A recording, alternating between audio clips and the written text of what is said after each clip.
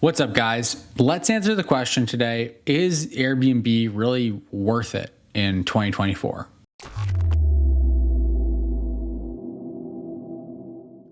Now, I get asked this question relatively frequently. A lot of people come to me saying, well, I'm sure I'm pretty late to the game. Is Airbnb worth it? Is the market still good? Is the market saturated? Can you really still make money on Airbnb in 2024? Wasn't there a big, huge rush with everything going on with COVID? Haven't I kind of missed the boat? And so I want to do my best to answer that question for you all here so that you can better decide what steps to take and what direction you want to go here in 2024 when it comes to Airbnb and short-term rentals. Now, first off, I want to say that I can't necessarily answer the question, is Airbnb worth it in 2024, without knowing your unique situation. Because the reality is everyone has different criteria for what they're looking for and what they define as worth it. Because ultimately, when you look at worth it from a dollars and cents perspective, then we're probably looking at investing and actually purchasing short-term rentals. The answer is likely yes, but there's more than just dollars and cents going into short-term rental investing. There's obviously your time, there's your focus. And so you have to make a very personal decision of whether Airbnb is worth it for you or not. Now, I can say that from a dollars and cents perspective, now is a fantastic time to get started with short-term rentals. Whether you're looking to manage other people's properties or host your own space or convert a long-term rental over to short-term rental or start investing and grow your portfolio of short-term rental investment properties specifically. And I can talk at length, and we'll touch on in this video why that is and where to find really great deals and how to make the most of it. And ultimately, all of this comes back to you making a personal decision for yourself, whether it's worth it for you to get started on Airbnb. And so hopefully this video will serve as an effective guide for you in figuring out what is true for you and if Airbnb is in the cards for you, which path makes the most sense. So let's get started with hosting your own space because that's probably the easiest place to get started. It's the lowest hanging fruit. Now is a really great time to get started because frankly, there's never a bad time to get started hosting your spare space. You can just make extra money off of it. And so it's purely just a matter of, is it worth the time for you to put it in to get the money you're going to get out? Now, if we look at a slightly more complicated situation, let's say that you already have a place that's being rented long-term and you're thinking about transitioning it over to short-term. Is now a really good time?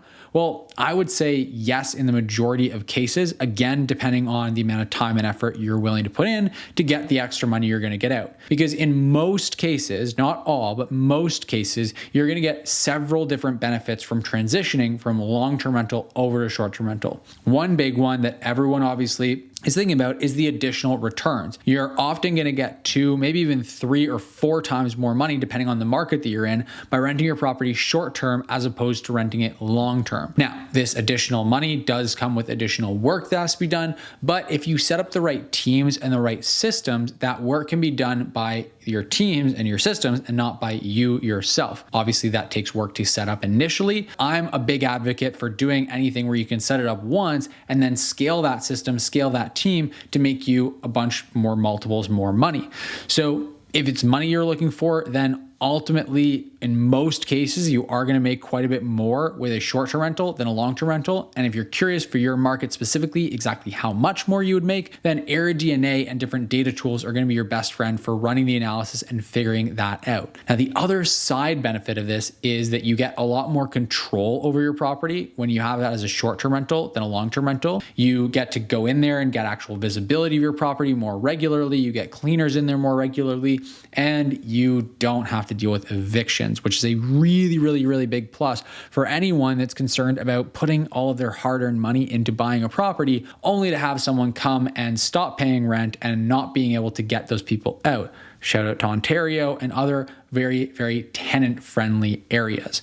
If you don't want to deal with that headache, Airbnb and short-term rentals makes it simple. If someone overstays their welcome, that is trespassing. It's a simple call to the police to get them out of there as opposed to a lengthy eviction process. And the nice benefit is you also have all these different safeguards and protections in place so that issues like that really, really rarely ever happen. I've been hosting for 10 years and I've never once had to call the police to get someone out of my property. And I've hosted, tens and tens of different properties, whether it's through managing them, whether it's through owning them. It's very, very rare for something like that to happen. What about actually buying a property for short-term rental? Is now actually a good market? Is now a good time? Again, my answer is largely yes. Again, obviously this is an individual question that you have to ask yourself as far as the effort you're willing to put in for the output that you want to get out. But largely now just in the market is a very good time to buy. And if you've been following along on this channel for any length of time, you'll know that I'm a big advocate for there never really being a bad time to buy real estate. There's just good deals and bad deals. And in a good market, there's more good deals. And in a bad market, there's more bad deals. But at any point in the market cycle, you can always find good deals if you look hard enough. And you can always find bad deals. And you almost never have to look too far for them because there's always someone crazy enough to throw up some insane price on their property that makes it a horrible deal. Guys, just want to take a quick break here to say that for those of you watching who want to build cash flow and long-term wealth by purchasing Airbnbs and short-term rental properties, there's a link in the description right down below for a free training that'll walk you through my exact strategy for investing successfully in Airbnbs. Now, if you're not ready to actually buy properties and you want to get started managing other people's properties on Airbnb, the same way I got started, and build a full-time income managing other people's properties, there's actually another free training linked in the description down below as well that'll be a really great fit for you. So whether you want to invest in short-term rental properties and actually build amazing cash flow and long-term wealth by acquiring the assets, buying the properties themselves, or you're looking to earn a full-time income managing other people's properties on Airbnb, we've got some awesome trainings that are linked in the description down below that'll definitely help you out. When you sign up for the trainings, we're also going to send you a few other tools and resources completely for free just to help you get started. Again, the links to sign up are in the description down below, and both trainings and all of the tools are completely free. So make sure to register for the trainings, links in the description down below. So ultimately, more so than timing when it comes to investing, it's about having the right tools, the right systems, the right approach, the right due diligence to be able to spot good deals and differentiate them from bad deals. But if we zoom out a little bit further, now just is an opportunity right now. There's a time in the market right now where there are more good deals than there were over the last probably 6, 12, 18 months because interest rates are higher. Probably seems counterintuitive, right? Well, interest rates are higher. That means it's more expensive to buy, doesn't it? Well, not necessarily. And this is a little bit of a hard thought process to follow, but if you stick with me, I promise it does make a lot of sense. At the end of the day, when you buy a property, you're locking in two things. You're locking in your purchase price and you're locking in your interest rate on your mortgage. Now, you might have a variable interest rate on your mortgage. We'll set that aside for right now, but you're basically agreeing to the purchase price of this is how many dollars I'm going to spend on the property, and this is the interest I'm going to spend on borrowing that property. Now, one of them, the interest rate, is going to fluctuate over time. Even if you lock in a fixed rate mortgage, when it comes time for renewal on that, you're going to get a new rate and a new payment. If you have a variable rate mortgage, it's going to vary all the time. So that has room to go up, has room to go down. When you're locking in your purchase price, it is exactly what it is. It's not going up, it's not going down. Doesn't matter what happens over time. You're never going to go back to the person that sold you that property and say, hey, I'm going to give you more money for it, or hey, I want to give you less money for it.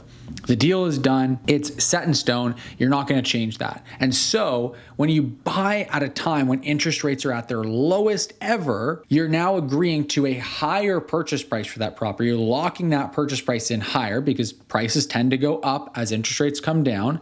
And then you're also agreeing that you're never going to pay less to carry that property and support the mortgage payments than you are right now. Because interest rates, when they're at their lowest, by nature, they can only ever go up, if anything. Whereas if you buy a property with a higher interest rate like it is right now, then you're going to usually be paying a lower purchase price. So you're locking that in a lower rate, which is really, really good.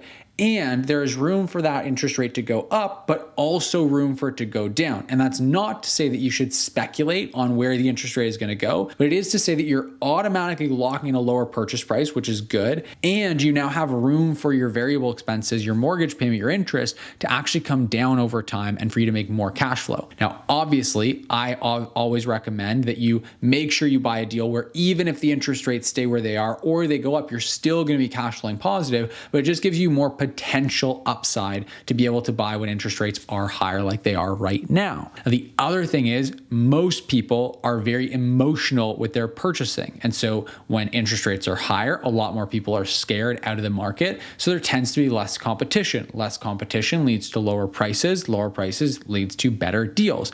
So there's just a greater quantity of really great deals out there right now. There's way fewer bidding wars in most markets compared to 6, 12, 18 months ago. So it's just generally easier to find really, really good deals right now, which is what makes right now a relatively good time to buy. Again, I'm a big advocate for there never really being a bad time to buy real estate. It's always better to have your money in real estate than to waste away to inflation. But all things being equal, now is a relatively good time to buy real estate because there are just more good deals available. They're easier to come by. Now, what about lastly, if you want to start managing other people's properties on Airbnb, you want to start building a business managing those properties? Well, again, I would say, and I'm biased, but I would say that now is a very good time to get started. Again, I've been doing this for about 10 years now. So I've been observing a variety of different trends that have been going on, the ups, the downs, everything else. And what generally happens is whenever we have a big boom in new people coming in and buying short-term rental properties,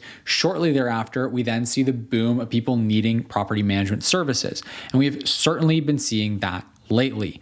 Over the last 6 to 12 months, I've seen a lot more demand for short-term rental management than in years prior to that. The reason is a lot of people that were very brand new to Airbnb and short-term rental as an industry, they started buying when they saw all the opportunity coming in 2020, 2021, 2022. And so because they started buying and they're inexperienced, that combination means they're naturally going to need property management companies to help them actually manage the property and make it profitable. A lot of them came in and kind of bit off more than they can chew, and now they need a lot of help. So I'm observing that with the students I coach in BNB Mastery Program, showing them how to build a business managing properties, that there's a lot more demand. I've got people picking up multiple properties in blocks from different investors that have gone big into short-term rentals. So there's just a lot of opportunity there. There's a lot of markets that are also chronically underserved when it comes to short-term rental management. And there's a lot of management companies that just frankly don't really know what they're doing, aren't doing a good job, especially the big national chains like Evolve, Vacasa, what have you.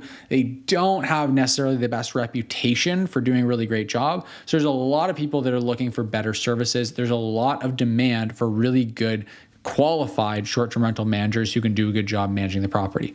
So all in all, I would say that Airbnb is really, really well worth it from a dollars and cents perspective in 2024, regardless of the path that you're choosing, as long as you have the right guidance, as long as you have the right tools, the right system to do it really effectively. So that's my take. I want to know yours though. Obviously, this is a personal choice of you going, okay, if I'm going to put my time, my effort, my money here, I'm not going to be putting it in somewhere else. And so with Airbnb investing, for example, you're going to get a 15 to 20% cash on cash return. You want to look at where else you can potentially get a similar return, or, hey, what if I go and do something completely passive? I just invest in index funds. What's my return going to be there? For me, I still like putting my money into short-term rental properties because it's very consistent. It's very dependable. I'm backed by real estate, which is also getting me appreciation. I'm getting equity building, long-term wealth building over time. And a 15 to 20% cash flow return is a really good return compared to what I could get investing in index funds, something like that is more passive. And ultimately, it can be very, very passive to invest in short-term rentals once you have the system set up to do so. So those are my thoughts. Those are my opinions. I want to know yours. Let me know in the comment section down below. If you liked this video, if you found it valuable or insightful in any way, then make sure you hit the like button down below the video to show your support and to get me more views on these video and on this channel overall, get these videos in front of more people, help more people out. It really does help me out tremendously when you take a half a second and just hit that like button. And of course, if you haven't done so yet, make sure you hit the subscribe button down below the video to stay up to date with the 2 new videos we post every single week here on the channel. I'm posting for years consistently. So if you want to stay updated with all that new content, make sure you hit that subscribe button. With all that being said, thank you so much for watching this video, and I'll see you in the next one.